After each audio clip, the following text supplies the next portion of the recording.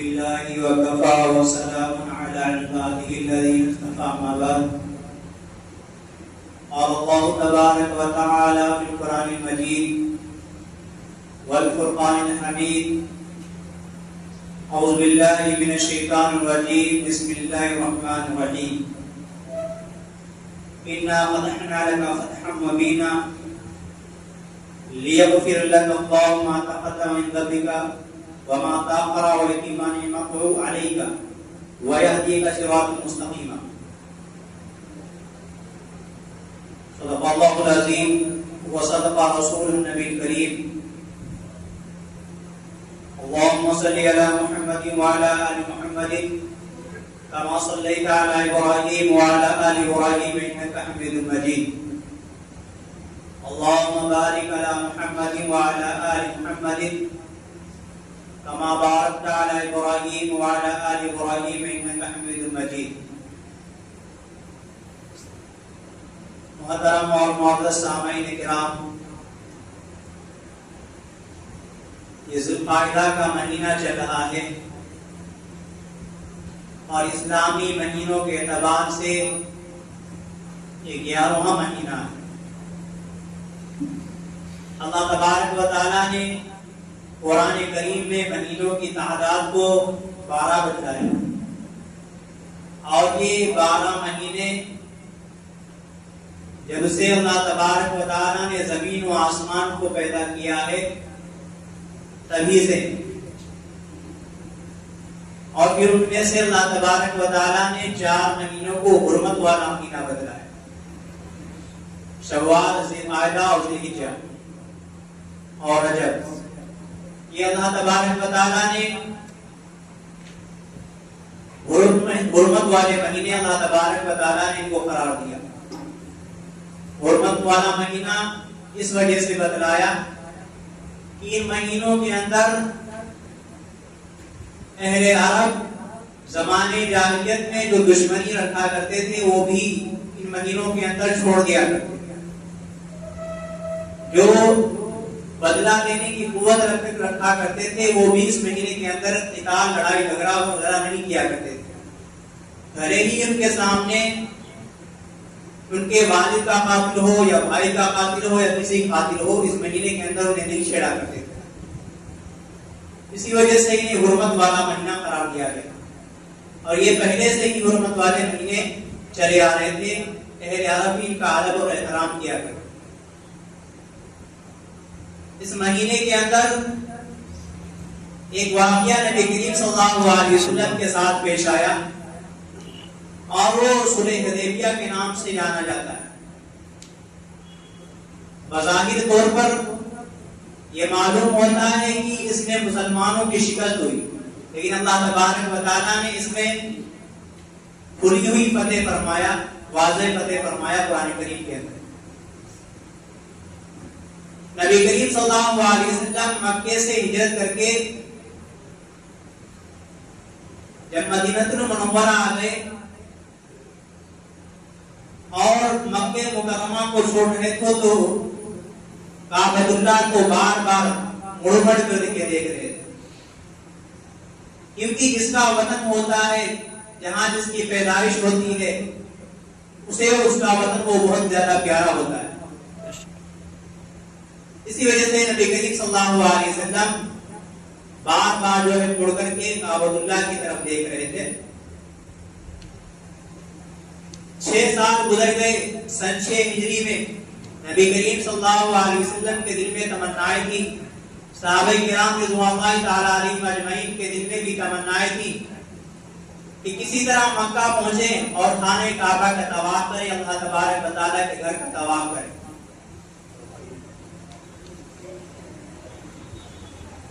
اللہ تبارک و تعالیٰ کے گھر کا طواف کریں.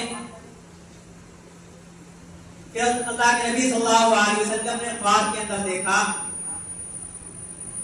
کہ اللہ کے نبی صلی اللہ علیہ وسلم احرام باندھے ہوئے ہیں، تمام صحابہ کرام رضوان اللہ تعالی علیہم اجمعین احرام باندھے ہوئے ہیں اور ساتھ میں قربانی کا جانور لیے ہوئے ہیں، سر مڑوا رہے ہیں اور قربانی کر رہے ہیں. یہ اللہ کے نبی صلی اللہ علیہ وسلم نے اپنے خواب کے اندر دیکھا، اور انبیاء علیہ السلام کا خواب جو ہے وہ حقیقت ہوا کرتا ہے۔ اللہ کے نبی صلی اللہ علیہ وسلم نے صحابہ کرام رضوان اللہ تعالی علیہم اجمعین کو بتلایا، تو صحابہ کرام رضوان اللہ تعالی علیہم اجمعین بہت خوش ہوئے کہ اب ہم خانہ کعبہ کا طواف کریں گے اور اپنے وطن محبوب کو دیکھیں گے۔ نبی کریم صلی اللہ علیہ وسلم اور صحابہ کرام رضوان اللہ علیہم اجمعین یہ خانہ کعبہ کی طرف، مکہ المکرمہ کی طرف قربانی کے جانوروں کو لے کر کے اور احرام کو باندھ کر کے نکل پڑے۔ نبی کریم صلی اللہ علیہ وسلم نے اپنے ایک جاسوس کو بھیج دیا تاکہ جاؤ دیکھو جا کے مکے کے اندر کیا چل رہا ہے اور لوگ ہمارے بارے میں کیا سوچ رہے ہیں۔ نبی کریم صلی اللہ علیہ وسلم 1400 صحابہ کرام رضوان اللہ علیہم اجمعین کے ساتھ خانہ کعبہ کا طواف کرنے کے لیے نکلے۔ جب خانہ کعبہ کے قریب، مکہ المکرمہ کے قریب پہنچے جس کا نام حدیبیہ ہے، وہاں قیام کیا، پڑاؤ ڈالا۔ جو جاسوس اللہ کے نبی صلی اللہ علیہ وسلم نے بھیجا تھا اس نے آ کر کے بتلایا کہ نبی کریم صلی اللہ علیہ وسلم آپ کے بارے میں کفار جو ہے ایکجٹ ہو چکے اور وہ آپ کو خانہ کعبہ کا طواف نہیں کرنے دیں۔ اور ادھر کفار کو معلوم ہو گیا کہ نبی کریم صلی اللہ علیہ وسلم حدیبیہ کی جگہ حدیبیہ پر جو ہے قیام کیا ہے۔ انہوں نے اپنے قاصدوں کو بھیجنا شروع کیا تاکہ وہ نبی کریم صلی اللہ علیہ وسلم کے اوپر روک جما سکیں اور ان کو یہاں خانہ کعبہ کے اندر گھسنے نہ دیا جائے، مکہ المکرمہ کے اندر انہیں گھسنے نہ دیا جائے۔ اب جو بھی قاصد آتا وہ نبی کریم صلی اللہ علیہ وسلم کے اوپر روک نہ دکھا دیتا اور وہ اس بات کا قائل ہو جاتا کہ نبی کریم صلی اللہ علیہ وسلم کو طواف کرنے نہیں دیا جائے، عمرہ کرنے نہیں دیا جائے۔ جب یہ بات قاصد ان کے پاس ان کا قاصد لے کر جاتا تو یہ کہتے کہ یہ تو انہی کا ہو گیا۔ پھر طائف کے ایک سردار حضرت عروہ بن مسعود ثقفی، یہ بڑے معزز سرداروں میں سے مانے جاتے تھے، انہوں نے کفار مکہ سے کہا کہ تم لوگوں کا ہمارے بارے میں کیا خیال ہے کہ اگر میں معاہدے کے لیے جاؤں تو میری بات پر آپ رضامند ہوں گے یا نہیں ہوں گے؟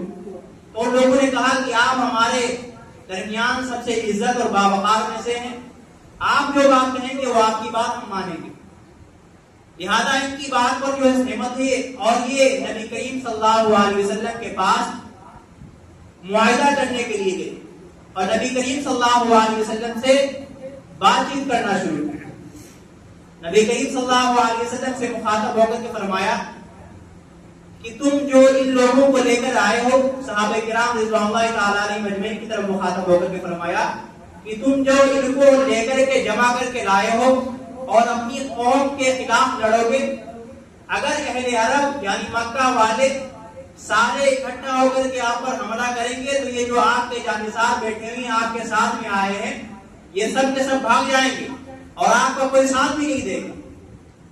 حضرت ابوبکر صدیق رضی اللہ عنہ وہاں بیٹھے ہوئے تھے، انہوں نے جب یہ بات سنی تو ان کو غصہ آیا اور عروہ بن مسعود ثقفی کو کہا کہ تم جا کر کے جو تمہارے بت لات یعنی عزا لات ہے اس کی جو ہے شرمگاہ کو چاٹو جا کے گالی دی حضرت ابوبکر صدیق رضی اللہ عنہ۔ تو جب اس نے یہ الفاظ سنے تو اس نے کہا کہ یہ کون ہے؟ تو حضرت نبی کریم صلی اللہ علیہ وسلم نے فرمایا کہ یہ ابوبکر صدیق ہے، یہ قحافہ کا بیٹا ہے۔ تو اس نے کہا کہ اگر ان کا مجھ پر احسان نہ ہوتا تو میں انہیں بھی گالی دے سکتا تھا۔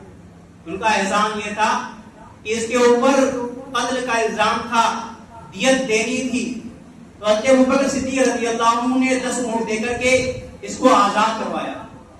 یہ ان کے اوپر احسان تھا۔ اس نے کہا کہ اگر تیرا مجھ پر احسان نہ ہوتا تو میں بھی گالی دیتا۔ لہذا اس نے دیکھا کہ نبی کریم صلی اللہ علیہ وسلم کے اوپر اس کی بات جو ہے جم نہیں رہی ہے، اس نے نرم لہجہ اختیار کیا۔ اور اہل عرب کا یہ دستور ہوتا تھا کہ بات جب کیا کرتے تھے تو پیار محبت کے اندر جو ہے داڑھی کے اوپر ہاتھ پھیر دیا کرتے۔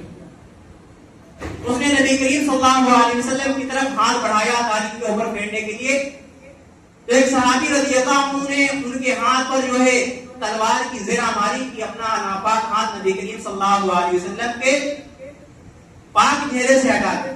تو کافی ہے تیرا ہاتھ ناپاک ہے اور یہ اللہ کے نبی صلی اللہ علیہ وسلم. اور اس نے یہ دیکھا کہ نبی کریم صلی اللہ علیہ وسلم کے اوپر اپنی جان کو قربان کرنے والے صحابہ کرام جو دیکھ رہے ہیں کہ اگر وضو کر رہے ہیں تو وضو کا پانی اپنے ہاتھوں میں اٹھائے رہے ہیں. صحابہ کرام رضوان اللہ علیہم اجمعین ان کا پانی جو ہے زمین پر نہیں گر رہا ہے. کچھ بھی کر رہے ہیں نبی کریم صلی اللہ علیہ وسلم صحابہ کرام رضوان اللہ تعالی علیہم اجمعین آگے بڑھ کر کے آپ کی جو ہے خدمت میں حاضر ہو گئے. جب بات بن نہ سکی یہ عروہ ابن مسعود کفار کے پاس گئے اور کفار سے جا کر کے کہا کہ لوگوں میری رائے یہی ہے کہ نبی کریم سے جو محمد عربی ہیں ان کو جو ہے طواف کر لینے دیا جائے. ان لوگوں نے کہا کہ یہ بھی لگ رہا انہیں کے پیر میں آ رہے ہیں اور لوگوں نے بات نہیں مانی. اور انہوں نے ایک بات کہی کہ میں قیصر و کسریٰ کے محل میں گیا, بڑے بڑے بادشاہوں کے محل میں گیا, لیکن جو عزت اور احترام محمد کے ساتھ ہی کرتے ہیں وہ آج تک ہم نے ان کو عزت اور احترام کرتا کسی کو نہیں دیکھا. اور ہمارے خیال ہے کہ وہ اپنی جان کی بے نظرانہ ان پر اگر خروج بھی آ جائے تو اپنی جان کا نظرانہ پیش کرتے ہیں. لہذا ان لوگوں نے اس کی بات نہ مانی اور یہ بات وہیں پر ملتوی ہو گئی. پھر اللہ کے نبی صلی اللہ علیہ وسلم نے حضرت عثمان غنی رضی اللہ عنہ کو مکے کے اندر بھیجا کہ آپ جائیے اور ان سے بات کیجیے. حضرت عثمان غنی رضی اللہ عنہ معزز تھے اور تجارت وغیرہ کیا کرتے تھے, اسی وجہ سے مکے کے لوگ ان کا ادب و احترام کیا کرتے تھے. لہذا حضرت عثمان غنی رضی اللہ عنہ جاتے ہیں اور وہاں بات کرتے ہیں کہ کسی طرح بات بن جائے اور ہم لوگ جو طواف کر کے واپس چلے جائیں. وہ کفار نے کہا کہ اب یہ پورے عرب کے اندر بات پھیل چکی ہے, لہذا ہم جو ہے نبی کریم صلی اللہ علیہ وسلم کو جو یہاں طواف نہیں کرنے دیں گے. اور یہ بھی کہا کہ اگر آپ طواف کرنا چاہیں تو کر سکتے ہیں, آپ کو طواف کرنے کی اجازت ہے. حضرت عثمان غنی رضی اللہ عنہ نے کہا کہ جہاں پر نبی کریم صلی اللہ علیہ وسلم موجود نہ ہو, ان کے ہوتے ہوئے ان کی موجودگی میں ہوتے ہوئے کہ نبی کریم صلی اللہ علیہ وسلم وہاں ہمارا انتظار کر رہے ہیں اور ہم یہاں اکیلے تنہا جو ہے خانہ کعبہ کا طواف کرنے یہ ہرگز نہیں ہو سکتا. اور کفار نے حضرت عثمان غنی رضی اللہ عنہ کو پھر اس کے بعد قید کر دیا. یہ جب خبر پہنچی نبی کریم صلی اللہ علیہ وسلم کے پاس کہ عثمان غنی رضی اللہ عنہ کو یہ افواہ اڑا دی گئی کہ عثمان غنی رضی اللہ عنہ کو قتل کر دیا گیا. جب یہ نبی کریم صلی اللہ علیہ وسلم کے پاس خبر پہنچی تو اللہ کے نبی صلی اللہ علیہ وسلم نے بدلہ لینے کا عہد کیا اور صحابہ کرام رضوان اللہ تعالی علیہم اجمعین کے آگے ہاتھ پھیلایا, ہاتھ رکھا کہ آپ لوگ ہمارے ہاتھ پہ ہاتھ رکھ کر یہ بیعت کرو کہ ہم جو ہے عثمان کا خون کا بدلہ لیں.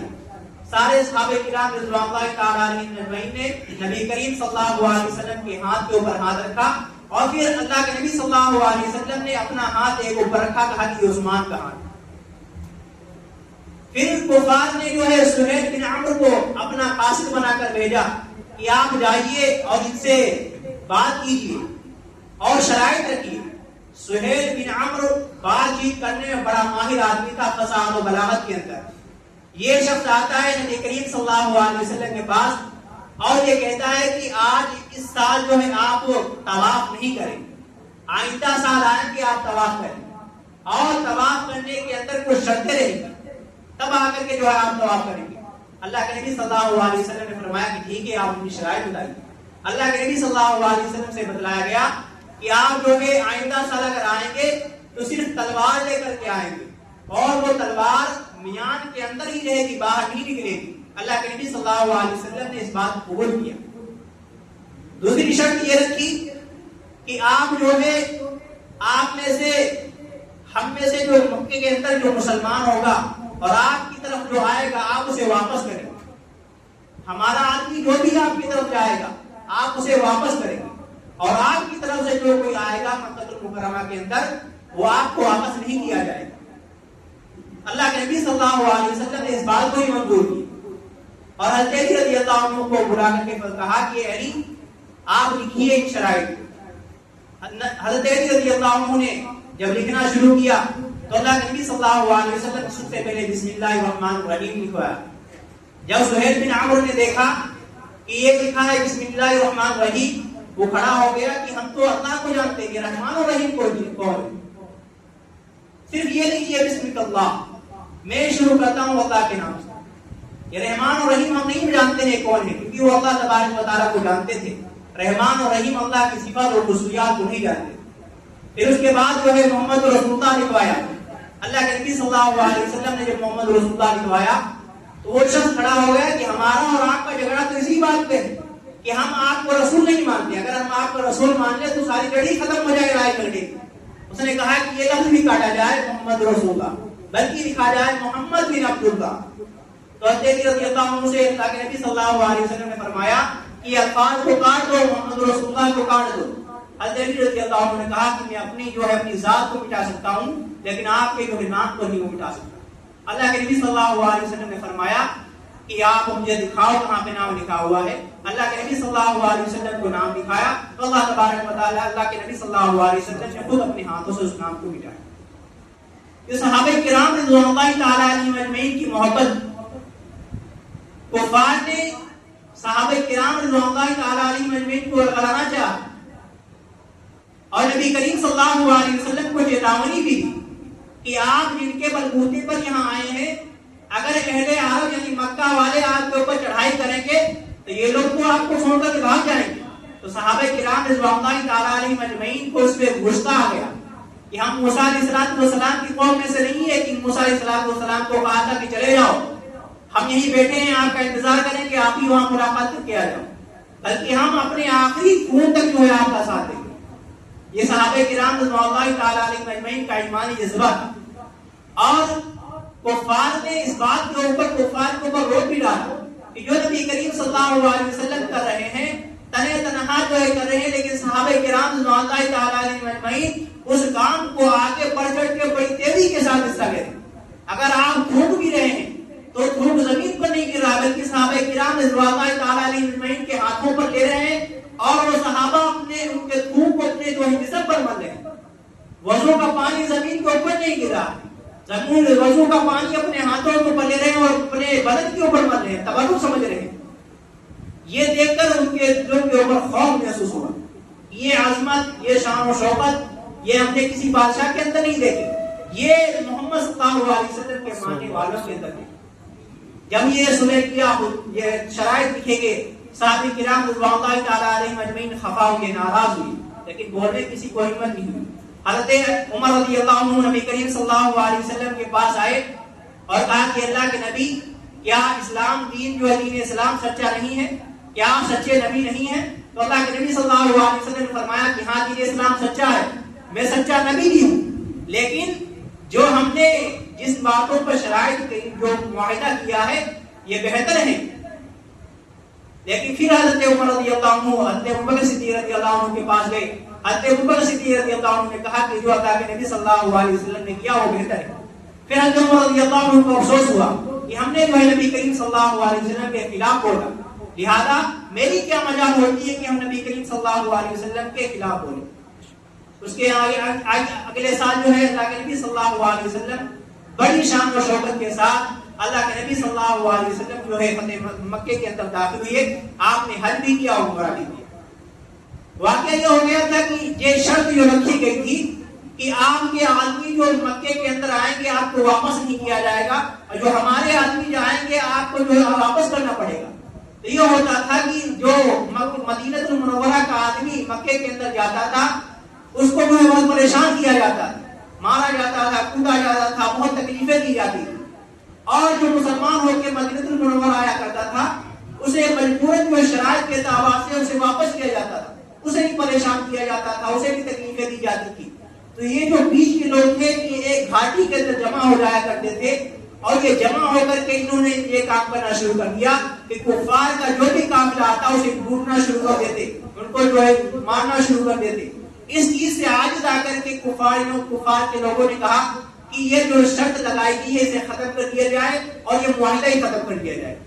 لہذا اللہ تبارک و تعالیٰ نے اس کے اندر جو ہے نبی کریم صلی اللہ علیہ وسلم کو ایک فتح مبین عطا فرمائی. بظاہر میں معلوم ہو رہا تھا کہ نبی کریم صلی اللہ علیہ وسلم کو شکست ہوئی، لیکن اللہ کے نبی صلی اللہ علیہ وسلم کو اس میں جو فتح عطا ہوئی۔ تو کہنے کا مقصد یہ ہے کہ نبی کریم صلی اللہ علیہ وسلم کے فیصلے میں کسی کو بھی ٹانگ نہ اڑانی چاہیے، چاہے وہ کوئی بھی ہو، چاہے وہ کوئی بھی کتنا پاورفل آدمی ہو، چاہے وہ کتنا گھٹیا بھی آدمی ہو، چاہے وہ کتنا بلند اور اعلیٰ مقام کا آدمی ہو، لیکن جہاں شریعت کی بات آتی ہے، جہاں نبی کریم صلی اللہ علیہ وسلم کی بات آتی ہے، وہاں خاموشی اختیار کرنا چاہیے کہ یہاں پر نبی کریم صلی اللہ علیہ وسلم کا حکم نافذ ہو چکا۔ اب ہماری زبان اس کے آگے نہیں بڑھنے والی۔ جس طرح حضرت عمر رضی اللہ عنہ نے کہا کہ ہماری ذات کیا ہوتی ہے نبی کریم صلی اللہ علیہ وسلم کے آگے، ہمارے زبان کھول دیں، جو نبی کریم صلی اللہ علیہ وسلم نے کیا وہ بہتر کیا ہے۔ تو ایک ادنا سے مسلمان کو چاہیے کہ نبی کریم صلی اللہ علیہ وسلم جو حکم اس دنیا کے اوپر دے کر گئے وہ اپنی جان سے بھی زیادہ اس حکم کو کامل عمل کرنے کی اس میں کوشش کرنی چاہیے۔ اللہ تبارک و تعالیٰ کے نظام کی توفیق عطا فرمائے۔ الحمدللہ۔